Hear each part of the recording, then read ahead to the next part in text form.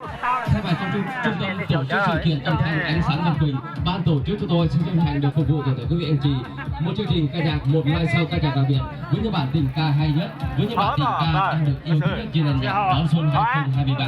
Vâng, thưa quý vị, trung tâm tổ chức sự kiện âm thanh ánh sáng Ngọc Quỳnh phục vụ tất cả các sự kiện tiệc cưới, thôi lôi và tân niên. Khi nào quý vị cần, quý vị có thể liên hệ qua số điện thoại 0349 080 878. Trung tâm tổ chức sự kiện âm thanh ánh sáng Ngọc Quỳnh xin hân hạnh được phục vụ toàn thể quý vị.